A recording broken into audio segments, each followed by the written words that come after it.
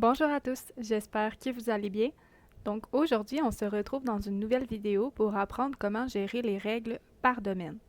Donc tout d'abord, je vais vous inviter à vous diriger sur le site web de Secure Exchange et de vous connecter dans votre portail en ligne.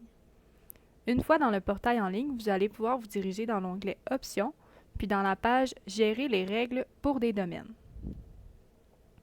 Donc en fait, une règle pour un domaine permet de déterminer comment le client Outlook va interagir avec certains domaines. Donc je vais vous faire une petite mise en situation et vous donner deux exemples de règles de domaine qui peuvent être créées. J'ai une grande entreprise, on envoie régulièrement des fichiers au gouvernement et j'aimerais m'assurer que ces fichiers sont toujours protégés par Secure Exchange afin que la loi 25 soit bien respectée. Donc à ce moment-là, je vais pouvoir créer une règle pour forcer l'utilisation de Secure Exchange auprès de tous mes utilisateurs lorsqu'ils tenteront d'échanger des pièces jointes avec le gouvernement. Donc à domaine, évidemment, on va inscrire le domaine de l'adresse courriel du gouvernement. Donc par exemple, je vais inscrire gouv.qc.ca. Ensuite, à règle, on a trois options. Donc on a l'option de désactiver l'utilisation de Secure Exchange, de la rendre obligatoire ou encore de l'activer. Donc dans mon cas, je souhaite qu'elle soit obligatoire pour tous mes utilisateurs.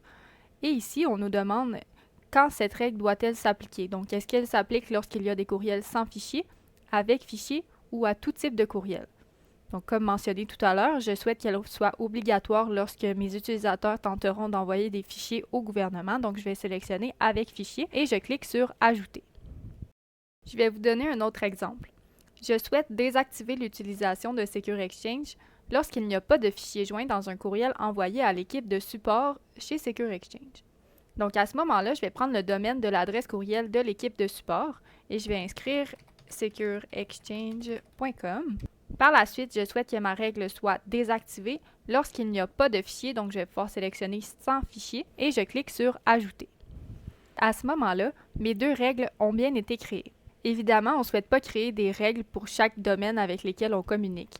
Donc c'est pour cette raison qu'on a créé l'étoile.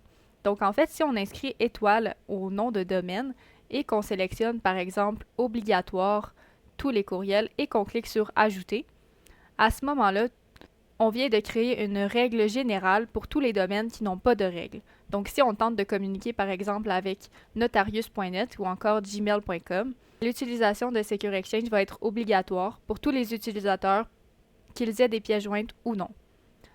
Par contre, on garde en tête que si l'on communique avec le gouvernement ou encore avec l'équipe de support, l'utilisation de Secure Exchange va être désactivée ou encore obligatoire. C'est pas plus compliqué que ça, donc pour toute question supplémentaire, n'hésitez pas à nous contacter au support, ça nous fera un grand plaisir de vous répondre. Passez une excellente journée.